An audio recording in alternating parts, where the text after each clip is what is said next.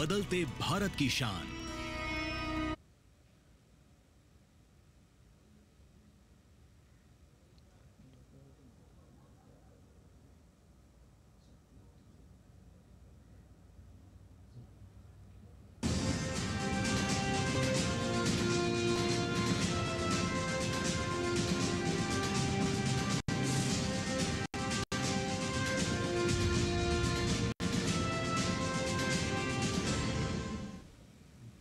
नमस्कार, किसान समाचार में आप सभी दर्शकों का स्वागत है। मैं हूं साइमा खान। सबसे पहले नजर हेडलाइंस पर। देश भर में लागू की जाएगी दुग्ध उत्पादक संघों और सहकारी बैंकों को जोड़ने की पायलट परियोजना। केंद्रीय गृह एवं सहकारिता मंत्री अमित शाह ने गोधरा के अंगड़िया में सहकारी समिति का किया दौरा। सहकारी संरचना के संबंध में समाज के सदस्यों से की बातचीत।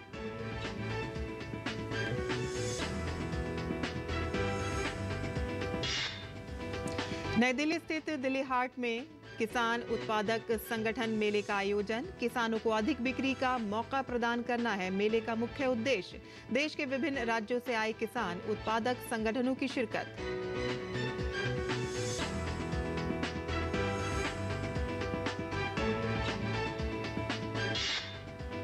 मध्य प्रदेश सरकार का गेहूं, चना आदि फसलों की तरह दूध पर भी बोनस देने का फैसला। मुख्यमंत्री मोहन यादव ने कहा कि इससे लोग गायों को पालने के लिए होंगे प्रोत्साहित। दूध के व्यवसाय को बढ़ाने के लिए दिया जाएगा प्रशिक्षण।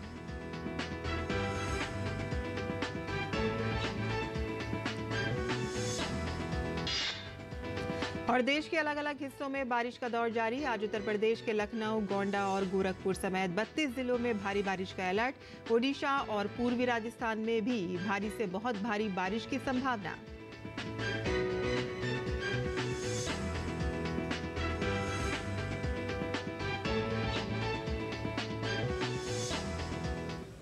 और अब समाचार विस्तार से।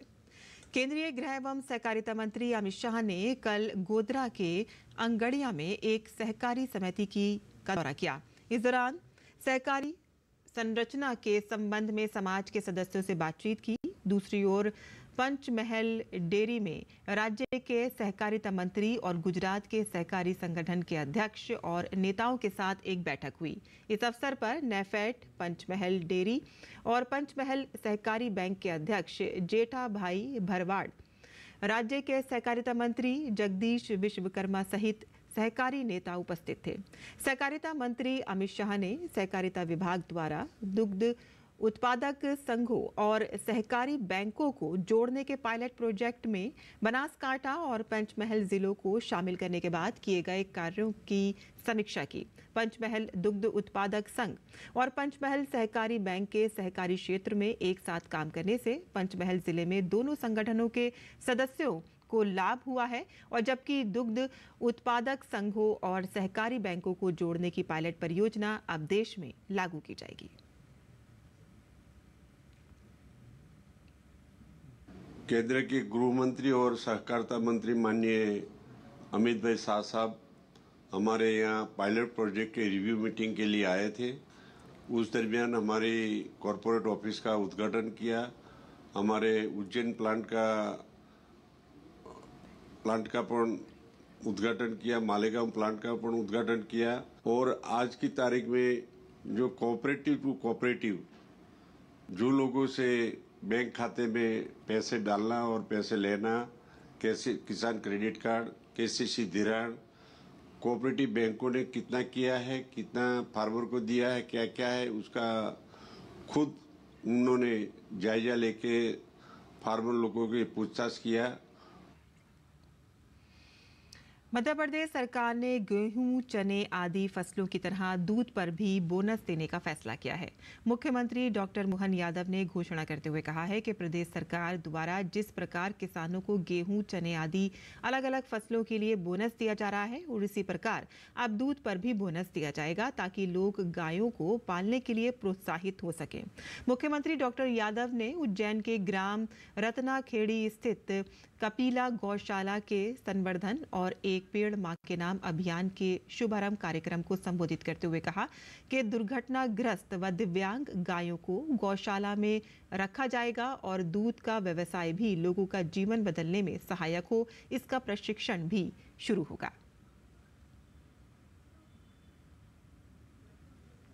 नई दिल्ली स्थित दिल्ली हाट में 6 जुलाई से लेकर 8 जुलाई तक एफपीओ मेले का आयोजन किया जा रहा है। दिल्ली हाट में लगे इस एफपीओ मेले में क्या कुछ खास है और किसानों द्वारा बनाए गए कौन कौन से उत्पाद लगाए गए हैं, इसका जायजा लिया डीडी न्यूज की संवाददाता डॉक्टर सुयश शर्मा ने। दिल्ली हाट तो आप पहले भी कई बार आए होंगे, लेकिन 6 जुलाई से 8 जुलाई के बीच में जब आप दिल्ली हाट आएंगे तो आप यहाँ एक विशेष प्रकार के मेले में शामिल हो सकते हैं। इस बार इस दिल्ली हाट में एफपीओ मेले में क्या कुछ खास है, आइए चलकर देखते हैं। दिल्ली हाट में लगा एफपीओ मेला एक अच्छा मौका है उन लोगों के लिए जिन्हें ऑर्गेनिक, पौष्टिक और शुद्ध खाद्य पदार्थों की तलाश रहती है। इस मेले में देश के अलग अलग राज्यों से एफपीओ आए हैं, जिनसे आप सीधे किसानों के द्वारा बनाए गए खाद्य पदार्थों को उचित दामों में खरीद सकते हैं।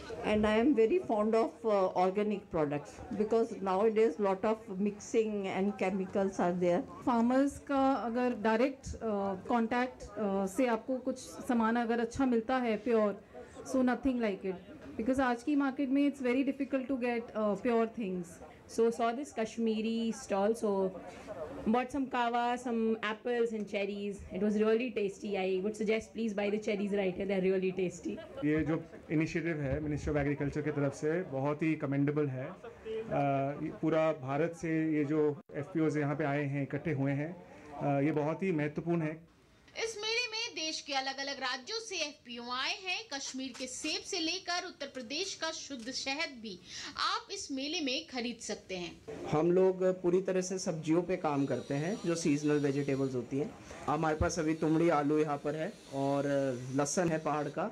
उसके अलावा हम कई पहाड़ की दालें जो होती हैं, पहाड़ के जो प्रोडक्ट्स होते हैं, अपने रिटेल आउटलेट पर निकालते हैं। आंवला है, आंवला कैंडी है, आंवला मुरब्बा है, आंवला मसाला है, चटपटा आंवला है, कुछ अचार की रेंजें हैं, कटहल का अचार जो अपने जैक फ्रूट बोलते हैं, और आंवले का अचार है, आम का अचार है।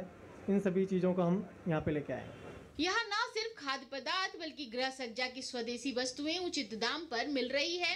गाय के गोबर से बने दिए और चाबी के गुच्छे भी इस मेले में आकर्षण का केंद्र बने हुए हैं। नेम प्लेट्स हो गई, नंबर प्लेट्स हो गई और मोमेंटोज हो गए, इन सारी चीज़ों में हमने मतलब काफ़ी चीज़ें मतलब आगे इंक्लूड करी हैं।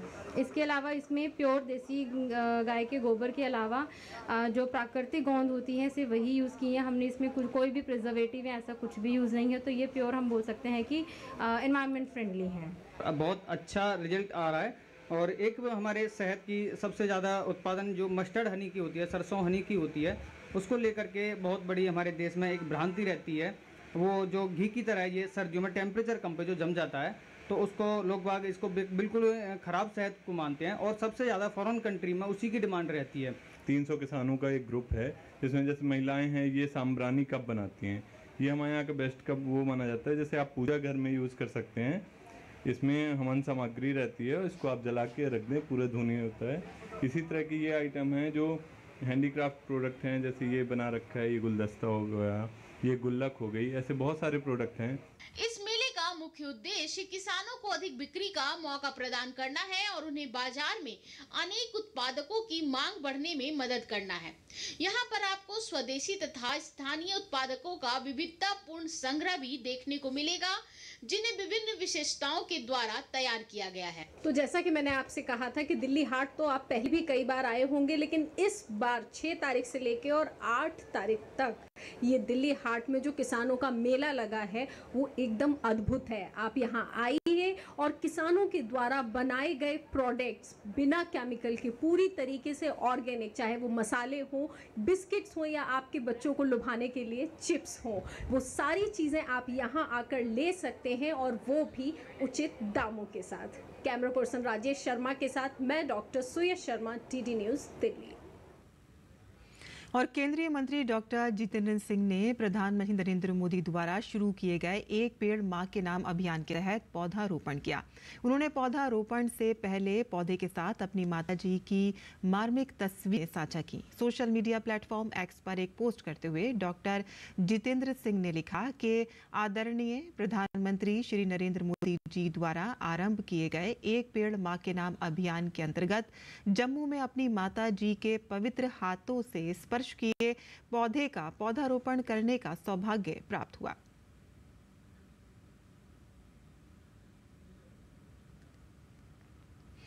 बिरसा हरित ग्राम योजना के तहत झारखंड के खूंटी जिले के कृषकों को फलदार पौधों की खेती के प्रति जागरूक करने के उद्देश्य से जिला प्रशासन के सौजन्य से कचहरी मैदान में शनिवार को आम महोत्सव सह बागवानी मेले का आयोजन किया गया। मेले का उद्घाटन मुख्य अतिथि विधायक कोचे मुंडा ने किया। इस अवसर पर उन्होंने कहा कि खूंटी जिले में आम की विभिन्न प्रजातियों का उत्पादन बड़े पैमाने पर हो रहा है और इससे ग्रामीणों की आजीविका में लगातार संवर्धन हो रहा है। उन्होंने कहा कि बड़े पैमाने पर फलदार वृक्ष न केवल लोगों की आजीविका संवर्धन में सहायक साबित हो रहे हैं। उन्होंने कहा कि आम की उत्पादकता को देखते हुए खूंटी जिले में आम प्रोसेसिंग प्लांट लगाने की जरूरत है। मियाजाकी, आम्रपाली, मलिका, जरदालू, हिमसागर, तोतापरी, लंगड़ा, स्वर्ण रेखा, सिंदूरिया सहित आम की विभिन्न प्रजातियां प्रदर्शनी में लगाई गई थी।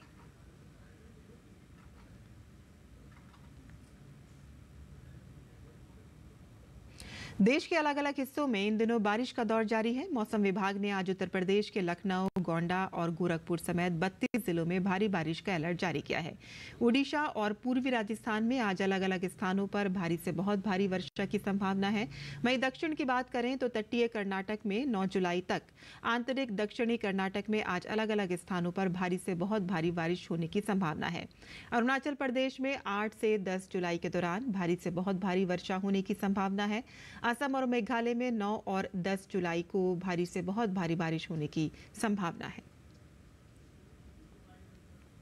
उत्तराखंड के मुख्यमंत्री पुष्कर सिंह धामी ने मौसम विभाग द्वारा राज्य के 9 जनपदों में भारी से बहुत भारी वर्षा के पूर्व अनुमान को लेकर जिलाधिकारियों के साथ हाई अलर्ट पर रहने के निर्देश दिए हैं। मौसम विभाग ने आज अल्मोड़ा, बागेश्वर, चंपावत, नैनीताल, पिथौरागढ़, उधम सिंह नगर जनपद में भारी से बहुत भारी वर्षा और कहीं कहीं गर्जन के साथ आकाशीय बिजली चमकने का पूर्व अनुमान व्यक्त किया गया है और साथ ही लोगों से संभावित आपदाओं के चलते सावधानी बरतने और सुरक्षित स्थानों पर रहने की अपील की गई है। असम में बाढ़ की स्थिति चिंताजनक बनी हुई है। राज्य के 29 प्रभावित जिलों में लगभग 24 लाख लोग बाढ़ की चपेट में हैं। बाढ़ से मरने वालों की संख्या 58 हो गई है। हालांकि शनिवार को प्रभावित लोगों की कुल संख्या में कमी आई है, लेकिन बाढ़ की स्थिति और खराब होने की संभावना है। मौसम विभाग ने 9 और 10 जुलाई को असम और मेघालय में भारी से बहुत भारी वर्षा होने की चेतावनी जाहिर की है और IMD ने 8 से 11 जुलाई तक अरुणाचल प्रदेश में भारी से बहुत भारी वर्षा का अनुमान लगाया है और साथ ही ब्रह्मपुत्र और 10 अन्य नदियां खतरे के स्तर से ऊपर बह रही हैं। इस बीच केंद्रीय गृह मंत्री अमित शाह ने असम के CM हेमंत बिस्वा शर्मा से बात की है और असम में बाढ़ की स्थिति का जायजा लिया। बिहार में कोसी नदी का जलस्तर बढ़ रहा है। नेपाल में हो रही बारिश का असर पश्चिमी चंपारण, मधुबनी, सीतामढ़ी, कटिहार, पूर्णिया समेत पूरे उत्तरी बिहार में नजर आ रहा है। गंगा, गंडक, कोसी, परमान, महानंदा जैसी नदियां का जल स्तर लगातार बढ़ रहा है। ऐसे में NDRF सहित सभी एजेंसियां सतर्क हैं। लोगों को सुरक्षित स्थान पर जाने की सलाह दी जा रही है। बाढ़ संभावित जिलों में अलर्ट भेज दिया गया है। गंडक बैराज से शनिवार शाम 5 बजे तक 2.90 लाख क्यूसेक पानी छोड़ा गया है और इससे गंडक नदी में तेजी से जलस्तर बढ़ रहा है, जिसकी वजह से तटबंध के अंदर रहने वाले लोगों की मुश्किलें बढ़ गई हैं। मौसम विभाग ने अगले 3 दिनों तक अररिया, किशनगंज, मधुबनी, कटिहार में भारी बारिश की चेतावनी जारी की है। मानसून के आगमन के साथ हम लोगों ने जिले में SOP के अनुरूप सारी तैयारी पूरी कर ली है। माननीय मुख्यमंत्री जी के अध्यक्षता में बैठक में भी तैयारियों के संदर्भ में निर्देश प्राप्त हुए थे, तो उसके आलोक में भी सारी तैयारी की गई है। जितना भी सामग्री बाढ़ के लिए आवश्यक होता है उसके लिए टेंडर वगैरह करके दर निर्धारित कर लिया गया है। पशु चारा का भी दर निर्धारित कर दिया गया है और पॉलीथीन के सीड्स पर्याप्त मात्रा में जिले में उपलब्ध है। प्राइवेट नावों से भी हम लोगों ने करारनामा कर लिया है और जितने भी हमारे बांध हैं उसका भी निरीक्षण किया गया है। जो भी संवेदनशील स्थल है वहाँ पर पर्याप्त मात्रा में सैंड बैग और जो हमारा बाकी सामग्री है कटाव रोधी उसको भी रखा गया है। और किसान समाचार में आइए जानते हैं देश भर की मंडियों का भाव।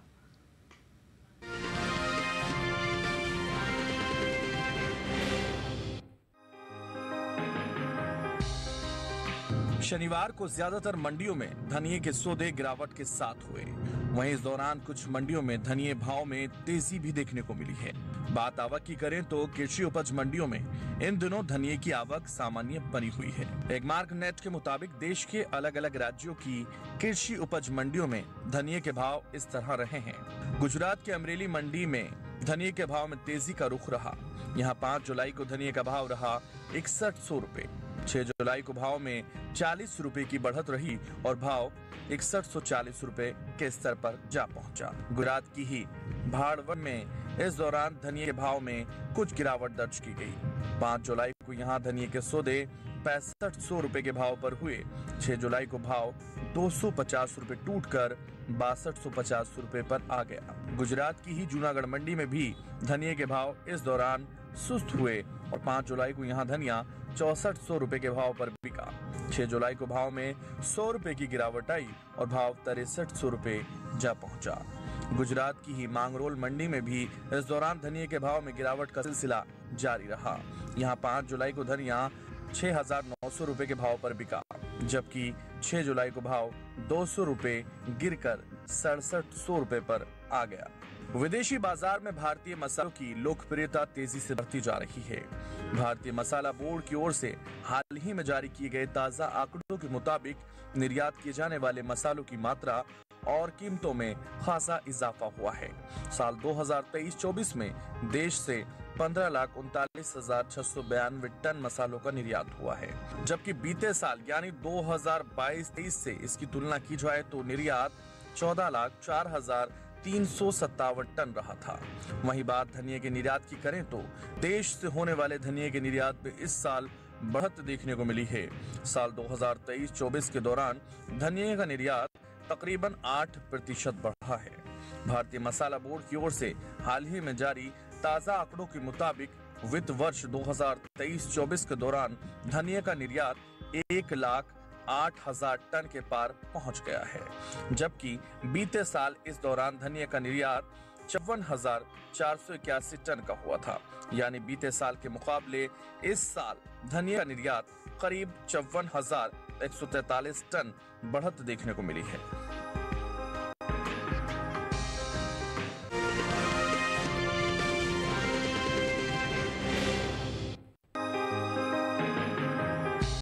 मंडियों में इन दिनों मसूर की आवक सामान्य है। मंगलवार को देश की ज्यादातर मंडियों में मसूर के सौदे उठापटक के साथ हुए। हालांकि कुछ मंडियों में इस दौरान मसूर के भाव में कोई फेरबदल नहीं हुआ। एगमार्क नेट के मुताबिक उत्तर प्रदेश के अलीगढ़ मंडी में 5 जुलाई को मसूर का भाव रहा 7,000 रुपए। 6 जुलाई को इसके भाव में 50 रुपए की तेजी आई और भाव जा पहुंचा 7,050 रुपए। राज्य की ही इलाहाबाद मंडी में इस दौरान मसूर के सौदों में बढ़त के साथ कारोबार हुआ। यहां 5 जुलाई को मसूर का भाव था 6,700 रुपए। 6 जुलाई को इसके सौदे 100 रुपए मजबूत होकर 6,800 रुपए पर पहुंच गया। वहीं कानपुर मंडी में बीते शुक्रवार को मसूर का भाव था 6,050 रुपए। शनिवार को इसके सौदे 30 रुपए लुढ़कर 6,020 रुपए पर पहुंच गए। उत्तर प्रदेश के सुल्तानपुर मंडी में 5 जुलाई को मसूर का भाव रहा 6,700 रुपए। 6 जुलाई को इसके भाव में 10 रुपए की मामूली गिरावट आई और भाव 6,690 रुपए पर पहुंचा। मसूर की पैदावार की बात करें तो इस साल रबी मसूर की पैदावार में बढ़त देखने को मिल सकती है। कृषि मंत्रालय के दूसरे अग्रिम अनुमान के मुताबिक साल 2023-24 के दौरान देश में मसूर की उपज 16,36,000 टन होने का अनुमान जताया गया है, जबकि बीते साल की समान अवधि के दौरान मसूर की उपज 15,59,000 टन ही रही थी।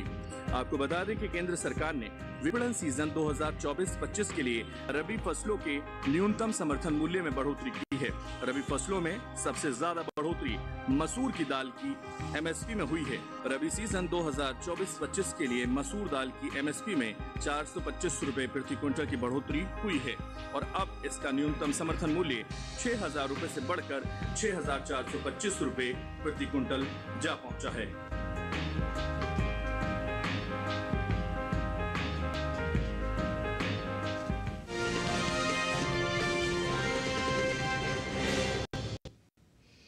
अब बात मौसम की करते हैं। किसान इस मौसम में कैसे रखें अपनी खेती का ख्याल, आइए देखते हैं।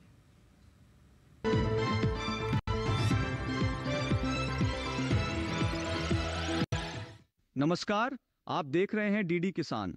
मैं हूं एआई कृष और आज हम राजस्थान और गुजरात में होने वाली खेती किसानी से संबंधित सलाहों के बारे में पूरी जानकारी देंगे। राजस्थान में मूंग की बुवाई करें। मूंग के खेत में जरूरी उर्वरक का इस्तेमाल कर सकते हैं। साथ ही गन्ने में कीट लगने की आशंका है। ऐसे में गन्ने में कीटों से बचाव के लिए कृषि विशेषज्ञों की सलाह से कीटनाशक का छिड़काव करें। वहीं मूंगफली के खेत से खरपतवार निकालें। किसान बीन की बुवाई कर सकते हैं। राजस्थान में तिल की बुवाई करने का सही समय है। अभी किन्नू की रोपाई करें। इसके अलावा बैंगन की खेती के लिए नर्सरी तैयार कर लें। इसके साथ ही मिर्च की रोपाई कर सकते हैं। राजस्थान में टमाटर की रोपाई करें। यहां फूल गोभी की खेती के लिए नर्सरी तैयार कर लें। गुजरात में गन्ने के खेत से घास फूस निकाल लें। किसान कपास के खेत में जरूरी उर्वरक डालें। अभी अरहर की बुवाई के लिए समय उपयुक्त है। गुजरात में धान की रोपाई के लिए खेत तैयार करें। वहीं केले के बागों में जरूरत के अनुसार सिंचाई करें। इस समय मिर्च की बुवाई के लिए नर्सरी तैयार कर सकते हैं। यहां टमाटर की बुवाई कर लें। किसान बैंगन की खेती के लिए नर्सरी तैयार करें। गुजरात में बाजरे की बुवाई कर सकते हैं। किसान 15 जुलाई तक उड़द की बुवाई का काम पूरा कर लें। उड़द के खेत में जरूरी उर्वरक का प्रयोग कर सकते हैं। इसके साथ ही मूंग की बुवाई भी करें। मूंग के खेत में जरूरी उर्वरक डालें। इसी तरह कृषि और किसानों से जुड़ी हर महत्वपूर्ण जानकारी के लिए हमारे साथ जुड़े रहिए और देखते रहिए डीडी किसान। धन्यवाद।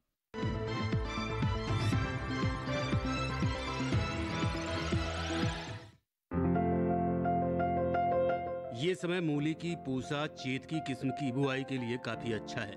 मूली की पूसा चेतकी की बुआई मध्य अप्रैल से अगस्त तक की जा सकती है। खास बात यह है कि ये किस्म पूरे भारत में किसी भी जगह लगाई जा सकती है।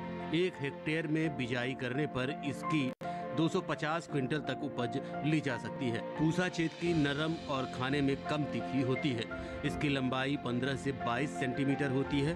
इसकी जड़ें लंबी होती हैं और मोटी होती हैं। पत्तियां थोड़ी कटी हुई और गहरे रंग होती हैं। मूली की पूसा चेतकी किस्म बुआई के 40 से 45 दिन में तैयार हो जाती है। किसान बुआई से पहले खेतों को जोतकर एकदम समतल कर ले। साथ ही खेत में से खरपतवार को पूरी तरह से निकाल लें। बुआई के लिए 9 से 12 किलो बीज 1 हेक्टेयर के लिए काफी रहेंगे। बुआई करते समय पंक्ति से पंक्ति की दूरी 30 सेंटीमीटर और पौध से पौध की दूरी 10 सेंटीमीटर रखें। बुआई के बाद 6 से 7 दिन के अंतराल पर फसल में सिंचाई करते रहें। मूली में चेपा होने का खतरा बना रहता है। इससे बचाव के लिए उचित दवाओं का छिड़काव किया जा सकता है, लेकिन दवाओं का इस्तेमाल सिर्फ आखिरी विकल्प के रूप में ही करें। दवाओं के छिड़काव से पहले फसल पर नीम के घोल या नीम के तेल का छिड़काव करें। अगर इससे कोई फर्क नहीं आए तभी दवाओं का इस्तेमाल करें। ध्यान रखें कि विशेषज्ञों की सलाह से ही दवाओं का छिड़काव करें।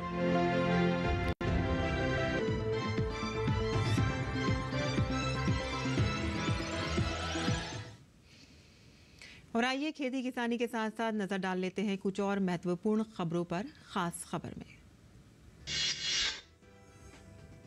भगवान जगन्नाथ की रथ यात्रा शुरू हो गई है। हर साल आषाढ़ मास के शुक्ल पक्ष की द्वितीया से रथ यात्रा शुरू होती है और ये रथ यात्रा दशमी तिथि को समाप्त होती है। प्रधानमंत्री नरेंद्र मोदी ने सोशल मीडिया प्लेटफॉर्म एक्स पर पोस्ट कर पवित्र रथ यात्रा की शुरुआत पर शुभकामनाएं दी हैं। उन्होंने लिखा है कि हम महाप्रभु जगन्नाथ को नमन करते हैं और प्रार्थना करते हैं कि उनकी कृपा से हम पर सदैव बनी रहे। अमरनाथ यात्रा जाने वाले भोले बाबा के भक्तों का उत्साह चरम पर है। 8 दिन में 1,59,000 श्रद्धालुओं ने बाबा बर्फानी के दर्शन किए हैं। केंद्रीय स्वास्थ्य मंत्री और भाजपा अध्यक्ष जेपी नड्डा ने जम्मू के रघुनाथ मंदिर में पूजा अर्चना की। बहुजन समाज पार्टी की प्रमुख मायावती चेन्नई में तमिलनाडु के पार्टी प्रमुख के आर्मस्ट्रांग के परिजनों से मिली और साथ ही के आर्मस्ट्रांग के पार्थिव शरीर को श्रद्धांजलि दी। मीडिया कर्मियों से बातचीत में मायावती ने पार्टी के प्रदेश अध्यक्ष के आर्मस्ट्रांग की हत्या पर दुख व्यक्त किया। इस हत्या को लेकर मायावती ने तमिलनाडु की डीएमके सरकार को भी घेरा। जम्मू कश्मीर के कुलगाम में सुरक्षा बलों और आतंकियों के बीच मुठभेड़ में 6 आतंकी मारे गए। इस एनकाउंटर में 2 जवान भी शहीद हो गए हैं। चिनार कोर कमांडर जम्मू कश्मीर के मुख्य सचिव, डीजीपी और अन्य गणमान्य व्यक्तियों और सभी रैंक के अधिकारियों ने लांस नायक प्रदीप कुमार और सिपाही प्रवीण जंजाल प्रभाकर को श्रद्धांजलि दी। सूरत में शनिवार को 6 मंजिला इमारत ढह गई। यह हादसा सूरत के सचिन पाली गांव में हुआ। घटनास्थल से 7 लोगों के शव बरामद हो चुके हैं। जम्मू कश्मीर दौरे पर गए भाजपा के राष्ट्रीय अध्यक्ष जेपी नड्डा ने जम्मू में प्रदेश भाजपा अध्यक्ष रविंद्र रैना और पार्टी के राष्ट्रीय महासचिव तरुण चुग की उपस्थिति में भाजपा नेताओं के साथ बैठक की अध्यक्षता की। डीआरडीओ और एलएनटी ने संयुक्त रूप से जोरावर टैंक विकसित किया है। डीआरडीओ ने इस टैंक को पूर्वी लद्दाख सेक्टर में भारतीय सेना की जरूरतों को पूरा करने के लिए विकसित किया है। एलएनटी के कार्यकारी उपाध्यक्ष अरुण रामचंदानी ने कहा है कि संयुक्त विकास मॉडल ने बड़ी सफलता हासिल की है और इतने कम समय में इसे विकसित किया गया है। और किसान समाचार में आज के लिए बस इतना ही। अनुमति दें। नमस्कार।